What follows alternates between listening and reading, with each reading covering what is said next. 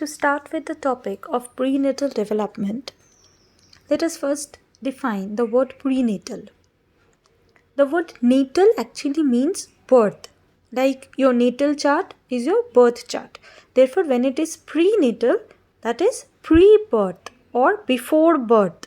And when it is birth, birth is that marks the time when you appear in this world. So, prenatal is your womb time. That is your life in the womb of the mother. Now, before we discuss the different stages of the prenatal development, let us first know how this development occurs, how life actually begins. Generally, life begins, or this the early stage of growth actually covers 3 developmental periods, 3 development phases. It covers ovulation, fertilization, and maturation. So to start, what is ovulation? Ovulation is the process of maturing and escape from ovary of one ovum during each menstrual period. Now we all know girls have 2 ovaries. So basically during the menstrual cycle, either of the ovaries, that means any one of the ovary, will release one egg. Ovum is the egg. So the female ovary, it actually releases one ovum. The female ovary is made up of a mass of follicles containing ova. If and when they develop, will be capable of being fertilized by the male germ cell. During every menstrual cycle of about 28 days, each one of the follicles swells and is pushed to the surface of the ovary. It ruptures and expels a ripe ovum. After being released from its follicle in the ovary, the ripe ovum enters the open end of the nearer fallopian tube and is propelled along the tube. This is done by a combination of factors. It is because of the fluids composed of estrogen from the ovarian follicle and the mucus from the lining of the tube, the cilia or the hair-like projections which line the tube, and the rhythmic progressive contractions of the walls of the tube. They facilitate this movement.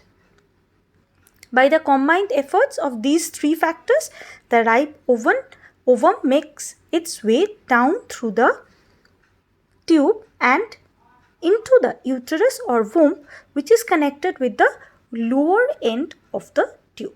So, what is ovulation? Ovulation is the release of the ova of from the female ovary during each menstrual cycle. After this is the time of fertilization. Fertilization or conception consists of the formation of a fertilized egg or a zygote. The normal fertilization, the ovum is in the normal fertilization, the ovum is in the fallopian tube and on its way from ovary to the uterus. So fertilization is believed to take place within 12 to 36 hours after the ovum enters the tube and usually within the first 24 hours. As a result of the ejaculation, the spermatozoa or the sperms are deposited at the mouth of the uterus and make their way towards the tube. They are attracted to the ovum by a strong hormone attraction which draws them into the tube. The sperm must reach the ovum before it loses its energy. Now, after one sperm enters the ovum, the surface of the ovum is so changed that the other sperm cell can't penetrate it. Therefore, for the fertilization of a single ovum, a single sperm is needed. Okay, whenever an egg is fertilized by a sperm, it can't be fertilized by any other sperm. It will always restrict the entry of any other sperm in the ova. Thus, the fertilization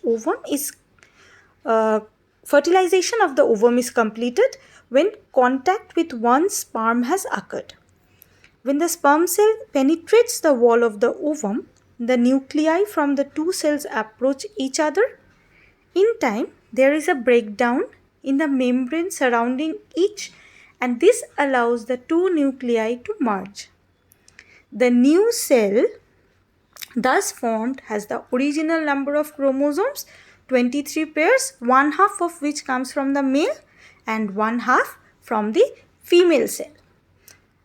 Now, next part will be the maturation, that is the egg, or the egg is fertilized, that is the zygote is formed, and now it will be matured into a full grown baby. So, therefore, maturation period will be the development of the zygote to zygote in the full form of a baby. Now, this phase of fertilization is of very significant. Why? Because at this time, not only a new individual is created, but his entire hereditary endowment is determined. Because each human being, whether male or female, produces many more germ cells that will ever be used, and because in each of the cells are the genes, because each of the cells there are genes from both parents in varying numbers. So here two important points must be remembered, that it is impossible to predict with any degree of certainty or accuracy what the offsprings will be like, since the genes are assorted by chance. Okay. And second is, the genes carry the traits of ancestors of the individuals and may produce in the offspring traits that are traceable to one or more of the ancestors, even though they may not be found in either of the parent. Okay. Another thing is that during this time of fertilization is the determination of sex. There is no known way of changing the sex of the newly created individual after the moment of conception. Therefore, the individual sex is a factor of major importance in determining the entire pattern of his life, and it cannot be changed. Whatever, how the baby is conceived, it is as a boy or a girl, it is by random selection, or anyway, what is the exact way, it's not, there is no known way to determine it, but it cannot be changed. So it is for the whole time. So this point of fertilization is of very it actually is of very much importance to the whole developmental period. Next, we'll be going into the stages of the prenatal period. Now, this will be done in the next video. If it's clear to you, then please let me know. If you have any doubts, please let me know. I'll clear those. Thank you, class.